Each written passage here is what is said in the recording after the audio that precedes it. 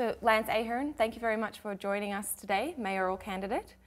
You grew up in New York, yes, but you've been in Alaska for 30 years now. And we were just discussing before we started that you started the first internet business here in Alaska. Just tell us a little bit about that. Sure, that was back in 1994. And first, thank you for having me on your program, Kate. Basically, what happened is I had been on the internet through my job. I realized what a great opportunity it was. I just decided that it was a great time to start the business. And we were able to grow the company very quickly in 3 years to, I think, 27,000 customers, 75 employees. So we were a very healthy, growing company because we had a great team. And I think that's one of the things I bring to the table is I can recognize talent and bring it to bear on some of the problems that we have in the city nowadays. Your current position, tell us what you're doing now. Sure. My title is Chief Information Officer for the City of Anchorage. I'm actually the Director of the Information Technology Department. And so I have kind of two roles. I manage my department, and then I'm in charge of kind of an overall enterprise vision of the city in terms of technology. So I work with my peers in other departments, as well as at the water utility, the electric utility, in terms of making sure that we're spending money effectively, that we follow some standards when we need to. Part of my role there is to basically kill projects that really shouldn't go forward because we've already made those investments before we don't need to make them again. So you have a pretty unique insight then into how the city is being run at the moment. Do you think that's going to play in your favor? Well, it's certainly something that I intend to talk about and bring to the table as part of the value that I bring. So my experience in the private sector in terms of running companies, growing companies, and having to do it very cost effectively because often I didn't have investors, so I was doing it out of my back pocket with myself, and my Visa card. Let me turn off my phone, sorry about that. No problem, yeah. So yes, it is that experience of having seen how state government works from the inside. Basically, I was the IT director for the state troopers. Having seen how the city government works and sometimes where it doesn't work quite as well, I think there are a huge amount of opportunities, what I would call low-hanging fruit, to reduce the cost of government, to make government more efficient, and still improve services. I think there are a lot of areas where we're simply not using technology the way we should. But the other side of that, frankly, is that I don't think we do a good enough job of investing in the employees we have. So often it's easy to simply cut training out of the budget because that's easy. But we need people to be up to speed so that they can use the tools that we're spending a lot of money for, that we give them to do their jobs better. I mean, you've touched on spending money wisely, right. And that's obviously one of the big issues that we're looking at now as the state faces a uncertain future with the budget. Right. It could trickle down to Anchorage. Are you concerned about Anchorage suffering from some financial hard times in the future? I think everybody who watches the news is a little bit concerned. There's always this question about how bad it's going to be, where oil prices are going to wind up. There's also a really big factor in all of this is, in Juneau, how much they decide to take the pain now versus choosing to spread it out over a number of years. So really having some input into that. Obviously, the city has many representatives in Juneau. We have a lot of influence there. I think that it's important for us to make sure Juneau understands what our needs are. So you mentioned it before, but would you consider making cuts in Anchorage in the public sector? And if so, where would you see those cuts needing to be made? Well, I think there are plenty of areas where we need to make immediate choices about better ways to spend money. But really part of what I'm also talking about is right now, what I would call the overall footprint, what it costs to run government year to year, is extremely high.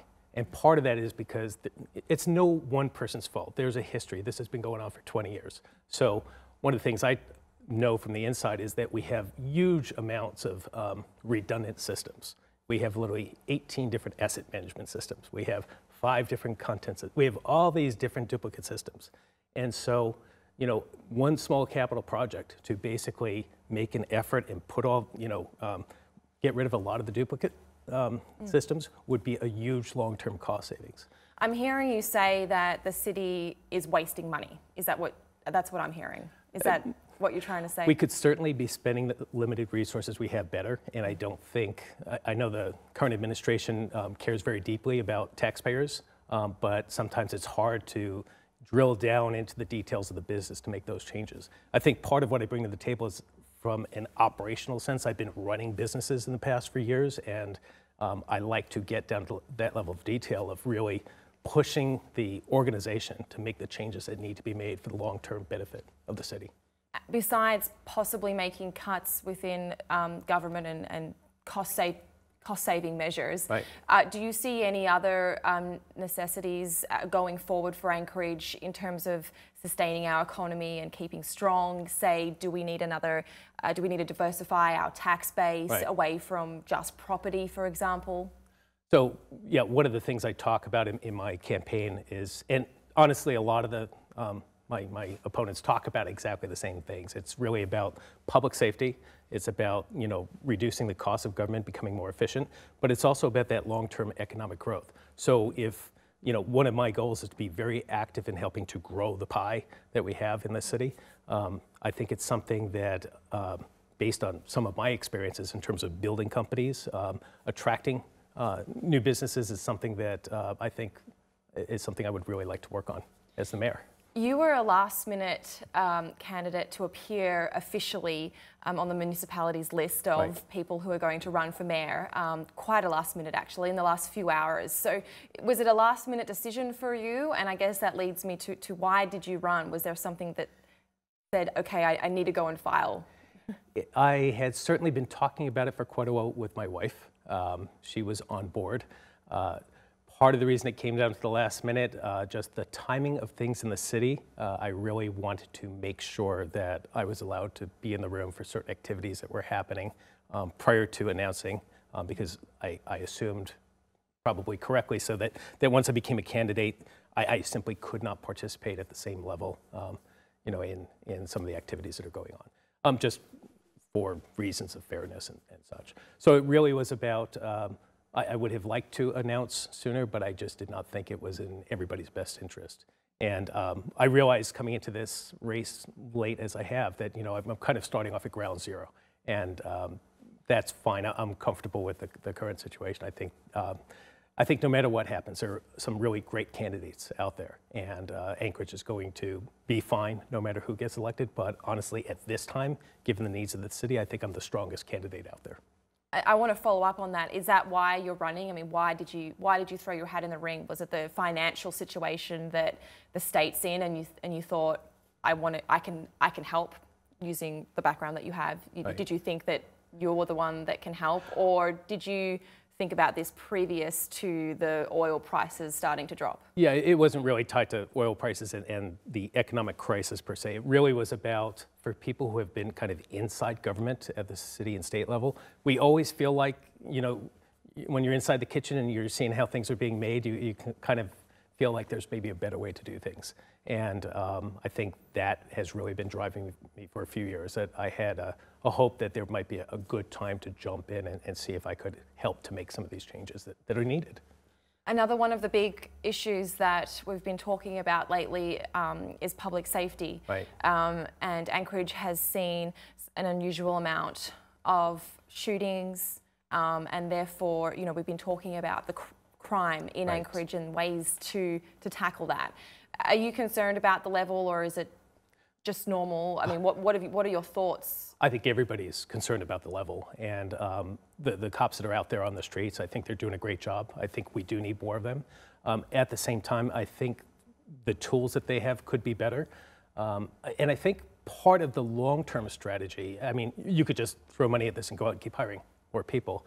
But again, the long-term strategy is, if you're spending less money on the administrative side of law enforcement, you can spend more money on people. And so there are some really important long-term investments that are coming up in the city. We currently have a 911 system, which is in major need of an upgrade to support new technology. The next generation is called Next Generation 911.